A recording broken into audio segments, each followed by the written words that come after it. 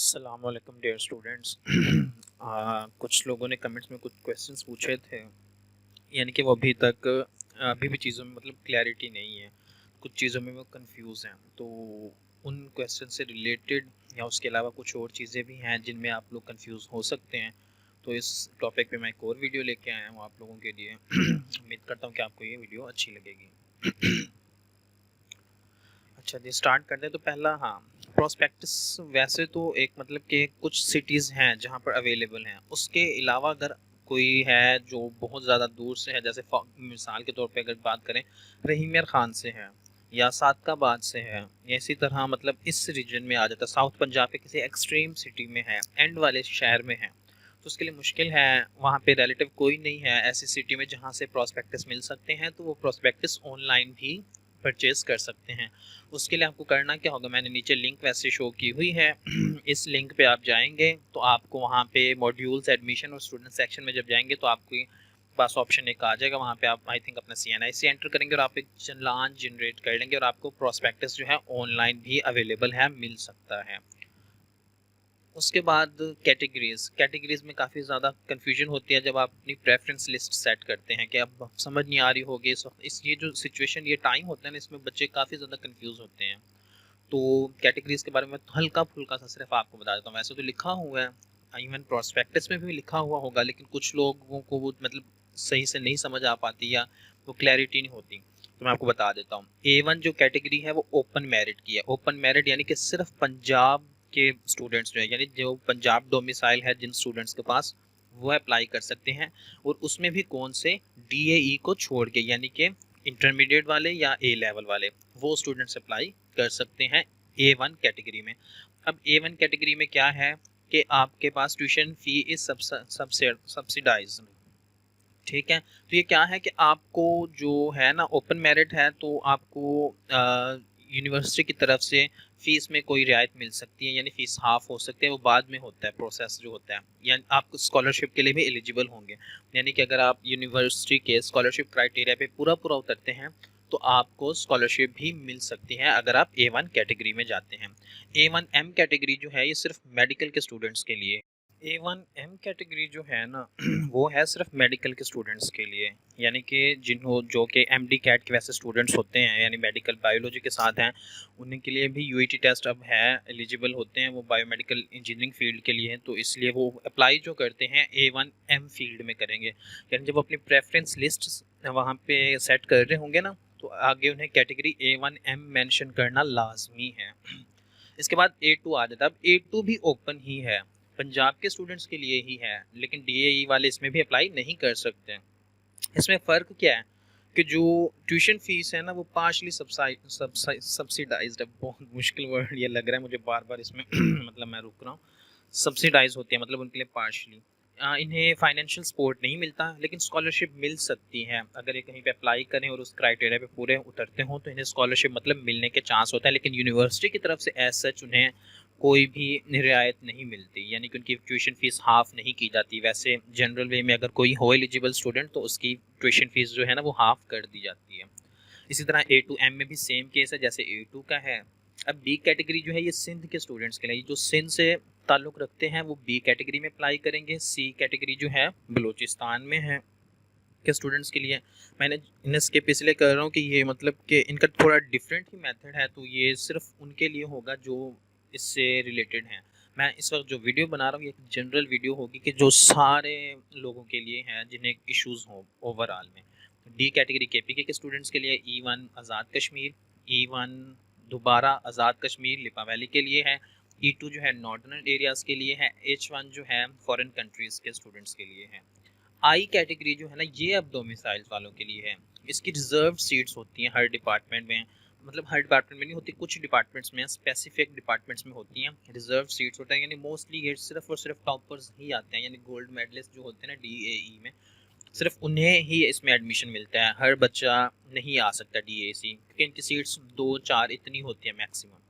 तो ये DAE जो है, जो DAE के स्टूडेंट्स होंगे वो I कैटेगरी में अप्लाई करेंगे। ये चीज़ें लाजमी दिमाग में रखें। प्रेफरेंस लिस्ट में अगर आप इन चीज़ों पे फोकस नहीं करते, इन पॉइंट्स को क्लियर नहीं करते, तो आपका एडमिशन खारिज हो सकता है, एडमिशन आपका कैंसिल हो सकता है।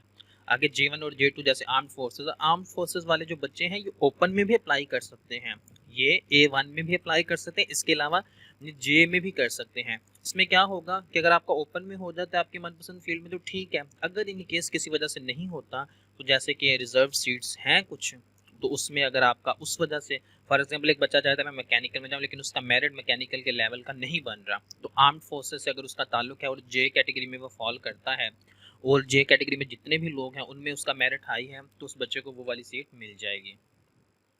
इस तरह एल कैटेगरी जो है साउथ सेंट्रल और नॉर्थ पंजाब यानी कि बैकवर्ड जो डिस्ट्रिक्ट्स हैं ना उनके लिए है अलग से, इसकी आई थिंक सिर्फ एक सीट होती है, तो इसमें अप्लाई करना वैसे तो फजूल ही है, लेकिन अगर कोई समझता है कि उसका एग्रीगेट इतना है कि अगर वो इसमें अप्लाई करे और उसका काम चल जाएगा तो वह अप्लाई कर सकता है। इनमें जो सिटीज़ आती हैं वो है बहावल नगर, बहावलपुर, रहीमियर खान, राजनपुर, मुजफ्फरगढ़, जंग, अटक, चकवाल, मियांवाली, डेरा गाजी खान और जहलम। अब एक और चीज़ मैं फिर से बता दूँ, इसमें लाजमी नहीं है कि वो ओपन पे अप्लाई नहीं कर सकते, ये बच्चे ओपन पर भी अप्लाई कर सकते हैं, अगर वो चाहें तो एल कैटेगरी में भी अप्लाई कर सकते हैं, A1 में भी अप्लाई कर सकते हैं, यानी उनके लिए कोई रिस्ट्रिक्शन नहीं है कि वो सिर्फ और सिर्फ एल कैटेगरी में अप्लाई करें। इस तरह जो एम कैटेगरी है यूईटी एम्प्लॉयज़ के लिए होती है, एन कैटेगरी जो है इंजीनियर्स यानी उनके जो बच्चे हों उनके लिए होती है, NM category non Muslim students के लिए है यानी मिनोरिटी से जो ताल्लुक़ रखते हैं उनके लिए। क्यू कैटेगरी जो है ये डेरा गाजी खान और राजनपुर, इसकी भी 1-2 सीट्स ही होती हैं, डिप्लोमा होल्डर्स इसके लिए भी एलिजिबल नहीं हैं। इसमें भी सिर्फ ए लेवल या इंटरमीडिएट स्टूडेंट्स अप्लाई कर सकते हैं। आर कैटेगरी जो है लिया और भक्कर के लिए है। इस तरह एस और एस आई कैटेगरी ये भी बहुत इंपॉर्टेंट है, यानी कि इसमें भी काफ़ी सारी सीट्स होती हैं तो अक्सर बच्चे इसमें अप्लाई करते हैं। एस कैटेगरी है जो ओवरसीज़ यानी कि ऐसे बच्चे जिनके पेरेंट्स जो हैं वो बाहर की कंट्री में रहते हों, अम्मी या अबू उन दोनों में से कोई भी हो, या गार्डियन, इन केस अगर किसी के पेरेंट्स में से कोई फोत हो चुका है तो बड़ा भाई या कोई और गार्डियन बाहर की कंट्री में रहता हो तो वो इस एस कैटेगरी में अप्लाई कर सकते हैं। इसका फ़ायदा ये होता है कि अगर आपका मैकेनिकल में ओपन मेरिट 80% बन रहा है ना तो एस कैटेगरी में अक्सर हो जाता है कि मेरिट 72, 73, 70 इस तरह बन जाता है। वो डिपेंड करता है कि अप्लाई किसने इस कैटेगरी में किया हुआ है। और एसआई कैटेगरी जो है सेम केस ही है, सेम सिचुएशन ही है, सेम कंडीशन ही है, लेकिन ये डीएई स्टूडेंट्स के लिए होती है, यानी कि डीएई के स्टूडेंट्स जिनके पेरेंट्स बाहर की कंट्री में रह रहे हों। और एसएफ सेल्फ फाइनेंस है लेकिन ये फॉरेन नेशनल्स के लिए है। हो सकता है कि वो पाकिस्तान से ताल्लुक़ रखते हो लेकिन इस वक्त वो बाहर की कंट्री में रहते हो और एजुकेशन यहाँ पे परस्यू करना चाहते हो तो वो इसमें अप्लाई कर सकते हैं। इसके बाद है ओवरसीज़ स्टूडेंट्स के लिए। अब जो ओवरसीज़ स्टूडेंट्स कोरोना की वजह से यानी कि ट्रैवल रिस्ट्रिक्शंस होने की वजह से बाहर की कंट्री में रुक गए, किसी वजह से वापस नहीं आ सके टेस्ट वाले दिन पे यहाँ पे मतलब वो खुद को पेश नहीं कर सके, तो उनके लिए यूईटी ने इस दफ़ा ये अपॉर्चुनिटी दी हुई है कि वो उनका टेस्ट हो जाएगा 12 अक्टूबर को। उनका टेस्ट 12 अक्टूबर को ऑडिटोरियम कम्प्लेक्स में होगा, तो उस दिन उन्हें वहाँ पे रिपोर्ट करना पड़ेगा, लेकिन उन्हें साथ ये भी प्रूफ के तौर पे देना पड़ेगा कि वो किस वजह से पहले टेस्ट नहीं दे सके या क्या सीन बना था जिस वजह से वो टेस्ट में नहीं आ सके। ये सिर्फ ओवरसीज स्टूडेंट्स के लिए। इसके बाद आता है ई कैट स्टैट्स कंपैरिजन।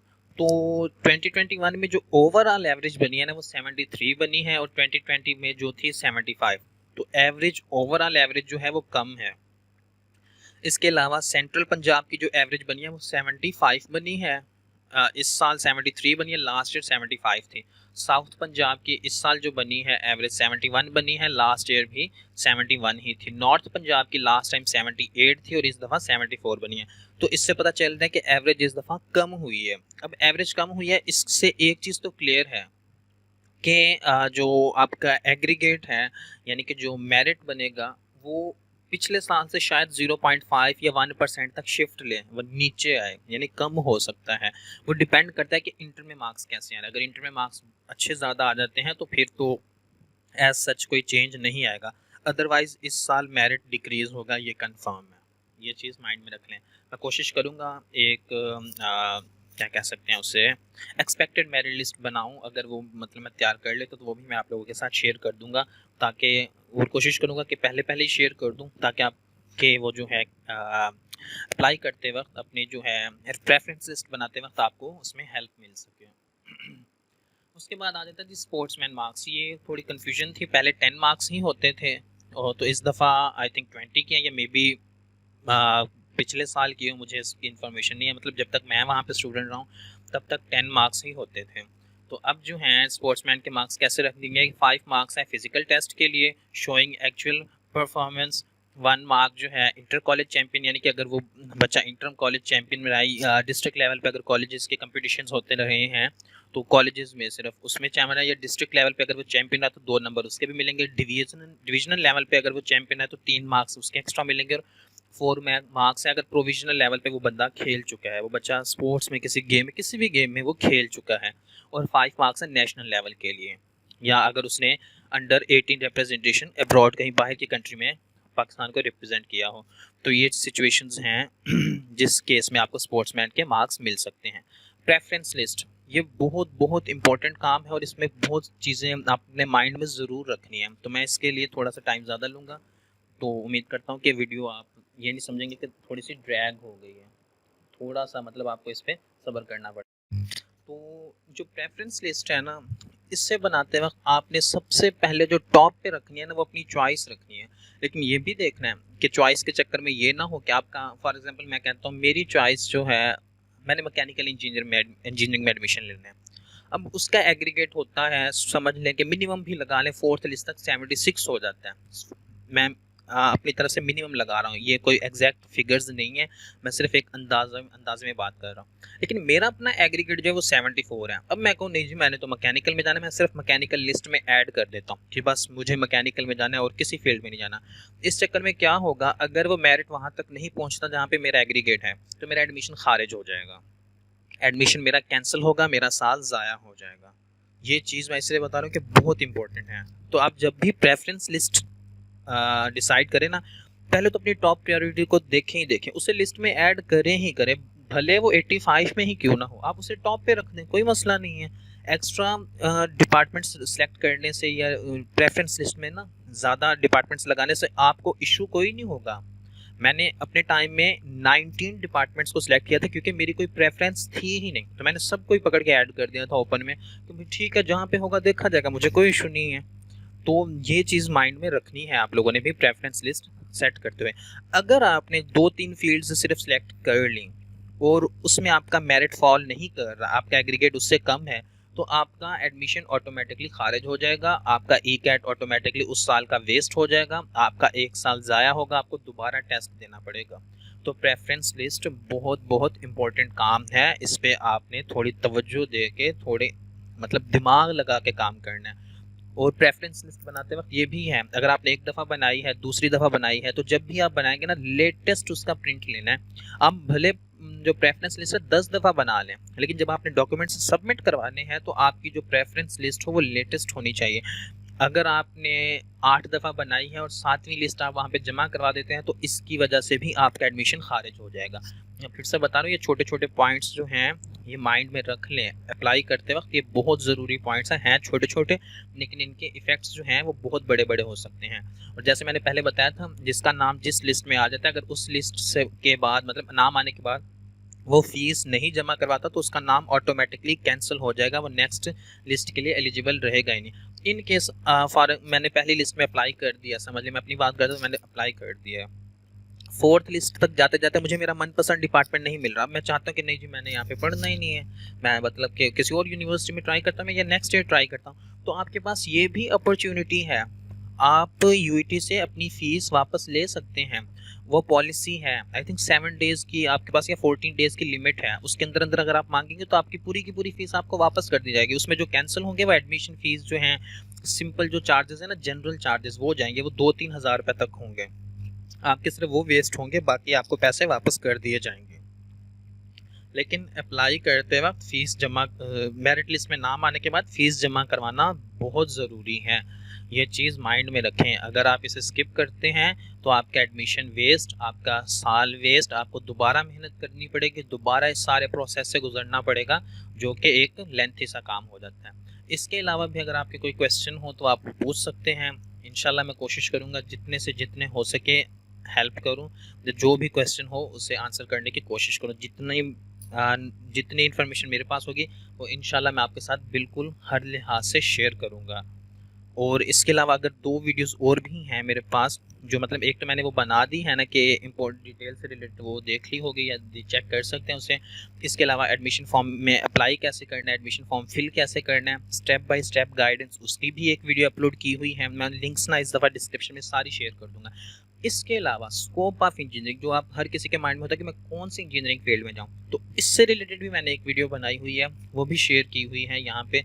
तो मैं वो भी लिंक साथ नीचे अटैच कर दूंगा, तो आप वो वीडियो भी देख सकते हैं। Thank you.